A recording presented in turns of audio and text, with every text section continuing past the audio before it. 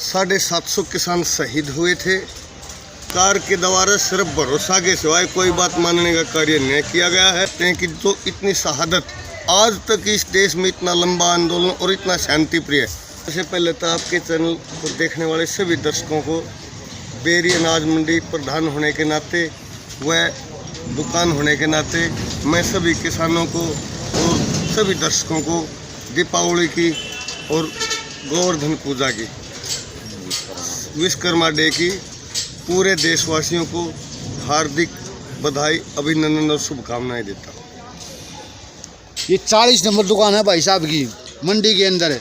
भाई साहब, जो किसानों की हालत आज किसी से छुपी हुई नहीं है, क्या बताना चाहोगे?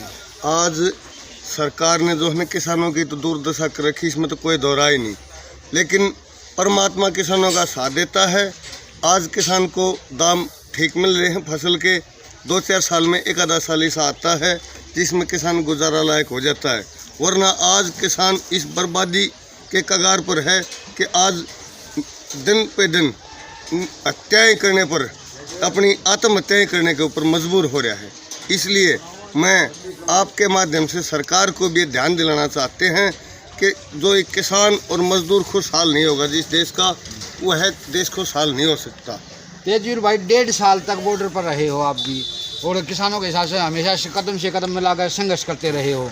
तो जो उन्होंने जो शहादत दी है, जो किसानों जो शहीद हुए हैं बॉर्डर के ऊपर, उनके बारे में क्या कहना चाहोगे? उनको, उनके परिवार को अभी तक कोई भी सहायता नहीं दी गई है।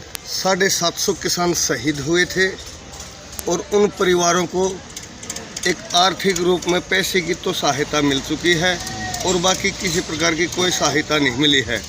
हम आने वाली सरकार से भी ये मांग करना चाहते हैं कि जो इतनी शहादत आज तक इस देश में इतना लंबा आंदोलन और इतना शांति प्रिय जो किसानों ने किया और करके दिखाया, वह बर्बाद नहीं जाने देंगे।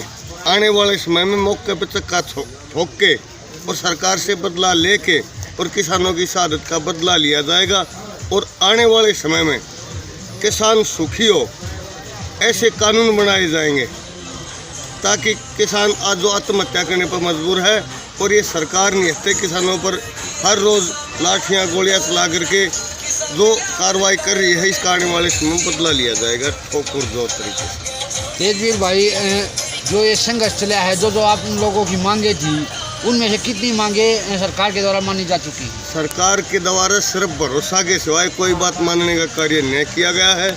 सबसे पहली मांग थी किसान जो कर्ज में डूबा हुआ है, कर्ज माफ़ी की, वो मांगे तो दूर, उसके साथ ही अन्य मांगे जुड़ गई। नंबर 2 पर मांग थी वो MSP, जो MSP है मिनिमम सपोर्ट प्राइस। किसान को जब तक नहीं मिलेगा, इसकी गारंटी कानून नहीं बनेगा, इतने किसान खुशहाल नहीं हो सकता। दर्शकों को क्या कहना चाहोगे? किसानों के बारे में क्या संदेश देना चाहोगे?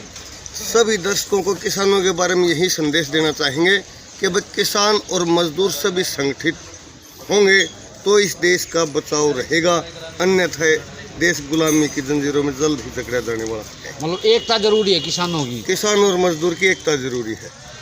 ये जो दुकान है 40 नंबर है, आज ये जो धान का भाव है इस पर क्या चल रहा है? आज धान का भाव 4550 से लेकर 4587 तक चला हुआ है। 4700 जालिया था भाव, अभी थोड़ा डाउन आ रहा है। ये उतार चढ़ाव तो 50 का ऊपर नीचे चलता रहता है, वापस वही भाव आ जाएगा। तो हमारे साथ प्रधान तेजवीर जी थे। 40 नंबर दुकान है बेरी मंडी के अंदर इनकी, और जो धान के भाव की, जैसा कि भाई साहब ने बताया कि कभी 50 रुपये ऊपर चला जाता है, कभी नीचे चला जाता है।